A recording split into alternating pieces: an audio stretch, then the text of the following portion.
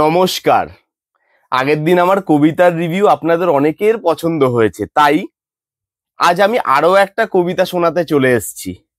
কবিতার নাম রসের হাড়ি মস্তি ভারী, লেখক শুভম দত্ত। চলুন তাহলে শুরু করি। দর্শক হাসতে ভালোবাসে খুবই, তাই কমেডি সিনেমা দেখে বারবার। তাই দর্শককে এবার রসে ডোবাতে বলিউড এনেছে মস্তি 4। সিনেমাতে আছে 4 মহাপুরুষ, আরশাদ, আফতাব, বিবেক, রিতেশ। নোলান মিলাব জাভেরি দায়িত্ব নিয়ে করবে এদের ক্যারিয়ার শেষ। এ সিনেমার কোনো গল্প নেই, এ তো আস্ত একটা পানু। কিছু দর্শক এতেই খুশি, কারণ তাদের দাঁড়িয়ে যাবে অভিনয় কি করেছে সবাই, মনে হবে অস্কার ছুঁড়ে মারি।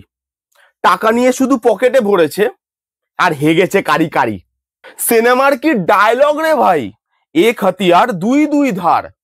কমেডির নামে দর্শকের শুধু মেরেই চলেছে গাঁড়। আসল কমেডি কি হয় যদি একটু বুঝতে পারতো, এসব লাইন লেখার আগে নিজেই বিষ খেয়ে মরতো। লুক অ্যান্ড ফিলের মা মাসি নেই, চোখ হয়ে যাবে অন্ধ। 2.5 ঘন্টা সিনেমা দেখতে হয়ে যাবে দম বন্ধ। এই সিনেমার গান শুনলে ভাই কান হয়ে যাবে ফিউজ। হল থেকে বেরিয়েই কানের মেশিন করতে হবে ইউজ। এই সিনেমায় বৃদ্ধ, ঘোড়া সবার দাঁড়ায় ডান্ডা। পরিবারকে নিয়ে দেখতে গেলে মেরে করে দেবে ঠান্ডা। এই সিনেমা সেন্সর বোর্ডে হাসতে হাসতে পাস। আর ভালো সিনেমা বানাচ্ছে যারা, তাদের দিয়েই চলেছে বাঁশ।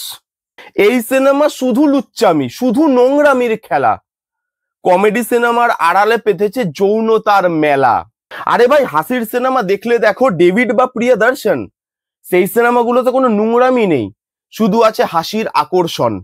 এই সিনেমা দেখে কেউ যদি একটুও হাসি খুঁজে পান, হল থেকে বেরিয়ে অবিলম্বে ডাক্তার দেখাতে যান।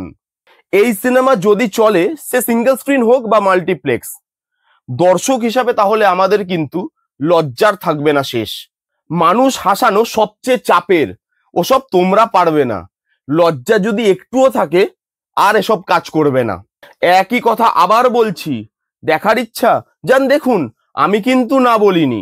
কিন্তু দেখে এসে কেউ বলবেন না প্লিজ যে আমি ওয়ার্ন করিনি। কবিতা রিভিউ কেমন লাগলো কমেন্টে জানিয়ে যাবেন। নতুন ভিডিও নিয়ে আমায় আবার এইখানেতেই পাবেন। লাইক, কমেন্ট, শেয়ার করতে দেবে না কেউ ফাঁকি। সাবস্ক্রাইব করে পাশে থাকবেন, এইটুকু আশা রাখি। সমাপ্ত। নমস্কার।